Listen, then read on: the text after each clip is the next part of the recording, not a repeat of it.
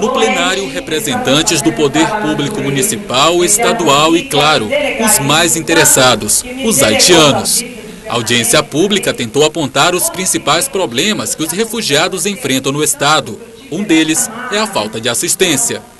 Nós poderíamos, inclusive, ter ajudado a muitos a irem para outros lugares do Brasil ou terem chegado ao destino que eles declararam lá no Haiti, que era a Guiana Francesa. O governo federal foi muito lento, o governo do estado demorou a reagir, o município de Manaus até agora não ajudou em praticamente nada e foi a sociedade, as igrejas, os voluntários que colaboraram para recepcionar esses irmãos. No início de fevereiro, uma equipe do governo federal esteve em Manaus para avaliar a situação dos quase 5 mil haitianos que vivem na capital. Mais de R$500 mil foram repassados ao Amazonas para ajudar esses imigrantes. Na audiência de hoje, a aplicação do dinheiro foi questionada.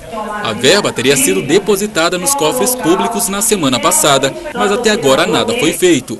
E segundo este deputado, se o governo precisar de mais recursos, teria o pedido negado. O estado do Amazonas ter o nome negativado no CALC, no SPC Serasa do governo federal, tem causado vários prejuízos para o povo do estado do Amazonas. São emendas que não chegam, é o dinheiro da arena que não vem. Às vezes parece que é má vontade do governo federal, mas na verdade se o governo federal quiser mandar dinheiro hoje para o Amazonas não pode receber, por força da lei de responsabilidade fiscal.